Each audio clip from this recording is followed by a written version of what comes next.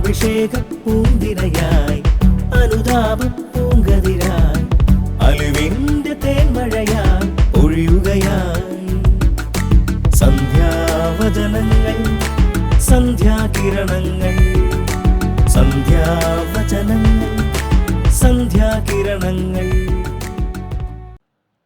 സന്ധ്യാവചനങ്ങളിലേക്ക് ഏവർക്കും സ്വാഗതം. വിശുദ്ധ ലൂക്കായുടെ സുവിശേഷം 17-ാം അധ്യായം 17-18 തിരുവചനങ്ങൾ. ഈശോ ചോദിച്ചു, 10 പേരല്ലേ സുഖപ്പെട്ടത്? ബാക്കി 9 പേർ എവിടെ? ഈ വിജാതീയനല്ലാതെ മറ്റാർക്കും തിരിച്ചു വന്ന് ദൈവത്തെ മഹത്വപ്പെടുത്തണം എന്ന് തോന്നിയില്ലേ? 10 കുഷ്ഠരോഗികളെ ഈശോ സുഖപ്പെടുത്തുമ്പോൾ അതിലൊരാൾ മാത്രം തിരിച്ചു വന്ന് നന്ദി പറയുന്നു. പ്രിയപ്പെട്ട സഹോദരരെ, നമ്മുടെ ജീവിതത്തിൽ ദൈവം നൽകിയ അനുഗ്രഹങ്ങൾ നൽകാത്തവയേക്കാൾ എത്രയോ കൂടുതലാണ്. പലപ്പോഴും നമ്മുടെ ജീവിതത്തിൽ നാം പരാതികളുമായി മുമ്പോട്ട് പോവുകയാണ്. പരാതിപ്പെടുന്നവർ ഒന്ന് ശ്രദ്ധിക്കണം, നമുക്ക് കർത്താവ് അനുഗ്രഹിച്ചു തന്നവ തരാത്തവയേക്കാൾ എത്രയോ അളവിൽ കൂടുതലാണ്.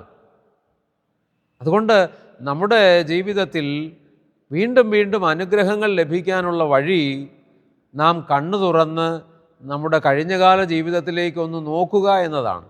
അപ്രകാരം നാം വിശ്വാസത്തോടെ പ്രാർത്ഥനാപൂർവം നോക്കുമ്പോൾ ദൈവം എത്രയോ അനുഗ്രഹങ്ങൾ നമുക്ക് നൽകിയെന്ന് കാണാനാവും.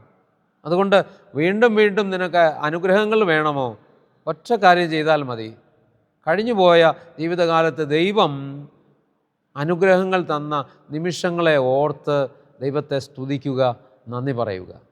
ഒരു നിമിഷം നമുക്ക് പ്രാർത്ഥിക്കാം. ഞങ്ങളുടെ കർത്താവേ, ഞങ്ങളുടെ ദൈവമേ, ഞങ്ങളെ നിരന്തരം അവിടുന്ന് കരുതുന്നു. ഞങ്ങളുടെ ജീവിതത്തിൽ അവിടുന്ന് തന്ന അനുഗ്രഹങ്ങൾ എണ്ണിയാൽ ഞങ്ങൾക്ക് എണ്ണി തീർക്കാനാവുകയില്ല.